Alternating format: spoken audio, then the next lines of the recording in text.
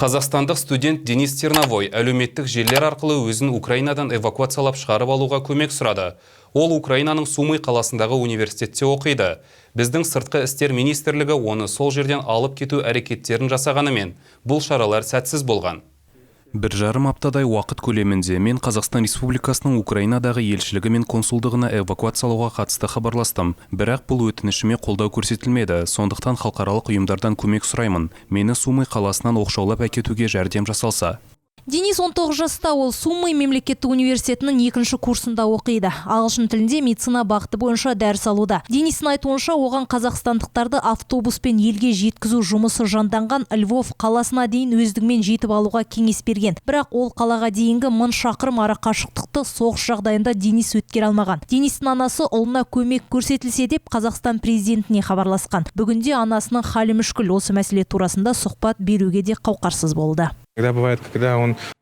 Кей кездері ол байланыс аясынан тыс жерде болып қалады. Ондай кезде біз не істерімізді білмей дүрлігеміз, есіміз шығады. Ол хабарласып жертөледе соғыс қақтығысынан таса жерде болғанын айтады. Кейде жертөледен жатақханаға көтерілгенін баяндайды. Өзі сондай қиын жағдайда бола тұра вахтерден ашытқы сұрап, басқа елдің студенттеріне нан пісіріп жертөлеге апарып беретінін де айтты. Ондағы ахуал айтарлық қорқынышты.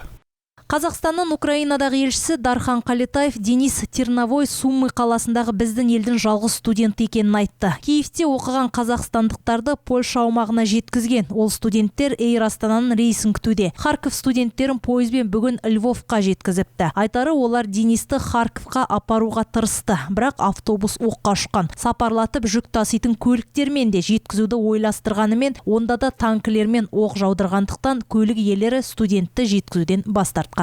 Направлять сюда, как предлагает его мама. Анасы ұсынғандай ол жерге дипломатиялық көлікті жіберудің мәнісі жоқ. Біріншіден, бүгінде бұл дипломатиялық көліктер екен деп ешкім оған мән бермейді. Екіншіден, біз адамдардың өміріне қауіп төндіріп тәуекелге бара алмаймыз. Дениспен біз ұдайы байланыста отырамыз. Күніне бірнеше мәрте қоңырау шалып хабарласамыз. Біз оны ескерусіз қалдырмаймыз. Қолдан келгеннің барлығын жасаймыз. Мен сіздерге соны нақтылағым келеді. Бірақ өзгенің өмірін қатерге байлап, басқадай әрекетке бара алмаймын. Студенттер түнгілік уақыттарын жатақханада өткізеді екен. Кеше кешкісін Денис Терновойды жергілікті кәсіпкер үйіне паналатыпты. Тіпті ол үшін монша жағып жағдайын жасапты. Дәл сол кәсіпкер Сума қаласында қалған теміртаулық балалы әйел адамға көмек көрсетуге де даяр отыр. Бақыт Күлматова, Ирина Нинашева, Данил Заславский, 5-ші арна.